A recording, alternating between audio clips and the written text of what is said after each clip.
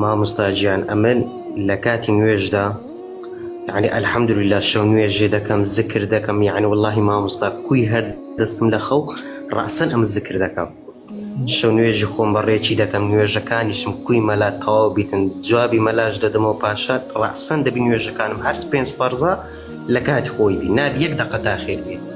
بەس مامۆستا یەک مشکلەی زۆر گەورەم هەیە یەکەم تووشی زۆر وەسوەسە دەبم لە کاتی نوێژدا دووش یعنی لە پاشی شەو نوێژەکانم زۆربەی کاتی لە پاش نوێژە فەرزەکانم مامۆستا کفریم بەسەر دەویدا دێ یان لە کاتی نوێژەکەیدا یعنی بەسەر زمان تایەت یعنی کوفرەکەی بە زمان کوفرەکەی بەس یعنی بە مێشکم دادێتن جاری وایە بەسەر زمانم دادێ بە زۆربەی جار بە مێشکم دادێ زۆربەی هەرە زۆری جاری بە مێشکم دادێ ئەگەر کوفر بە مێشک تابێت و زمانت نەی درکێنی و دڵت پێی ناخۆش بێت ئەمەیان ئاساییە قوربان والله مامۆستا جاری وایە یعنی ئازاری خۆممدا لە تاو وەسوەسە و ئەو کفرانە زۆربەی هەرە زۆری جاران ئازاری خۆشمدایە حتا إلا من أكره وقلبه مطمئن بالإيمان تۆ مادام دڵت پێی ناخۆشە وەسوەسەی دڵ هیچ گوناهێکی لەسەر نییە بەڵام بە زمان تابێ ئەمە خەتەرە چۆن بە زمان تایەت یعنی چۆن ئەیهێنیتە سەر زمانت ئەو کوفرە یعنی مامۆستا والله ئاگام لە خۆ نییە لەگەل لە ناکاوە لە مێشکمەوە ڕێک کوبرەی لە بۆ زمانم دێ یعنی زۆربەی هەرە زۆر جاری یعنی وەها ئازاری خۆمدایە والله مامۆستا لە خۆم بێزارم لە تاو ئەو شتەی بەس ئەو دوو مشکیلەم هەیە یعنی داوای هەر چ شتێکی لە خوای گەورە بکەم ڕاسەن خوای گەورە یعنی بە خلالی مودەتی زۆر کەم شتەکەی لە بۆ من جێبەجێ کردی الحەمد لله وەشکر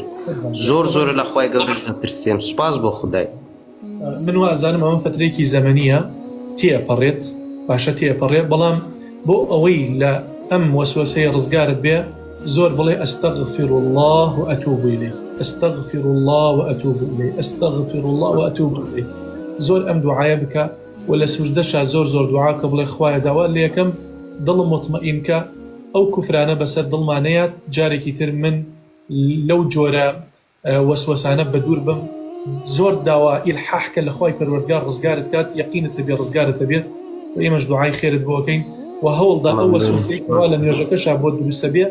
بە یەقین لایەن بە وخۆت ئەزانی وەسوەسەی تر لە شەیطانەوەیە الذي يوسوس في صدور الناس من الجنة والناس دەستەکانت خۆش مامۆستاجیان دەستت ماز دەکەم بەس لە بۆندەی هاتووم بەس بزانم گونەحبار دەبم یان نا یعنی وڵای مامۆستا شەوی لێی هەیە دە جاران نوێژەکانم دووبارە کردەوە دەست نوێژم جاروای چەند جارێک دووبارە کردەوە زۆر تووشی وەسوەسەی دەم بەس لە نوێژێدا قوربانگیان نوێژەکانت دووبارە مەکەرەوە دەست نوێژیش دووبارە مەکەرەوە یەک جارێ نوێژ بکە ئەوە شەیطانە زیاتر ئەیەوێ هیلاکت کات تا واز لە نوێژەکە بێنیت بەردەوام بە لەسەر نوێژکردنت و نوێژەکانیشت دووبارە مەکەوە دەست نوێژەکانیشت دووبارە مەکەرەوە هەوڵدە لەم قەیرانە ڕزگارت بێت لەم وەسوەسە و دوودڵیە ڕزگارت بێت ئەویش فترەیەکی زەمەنی کەمە بەس دڵی مەدەریە و مێشکی مەدەریە و بەدوایە مەڕۆ ماوەیەکی تر کۆتایی پێ دێ و وەکو جاران مطمئینە بیت و ئارامە بیتەوە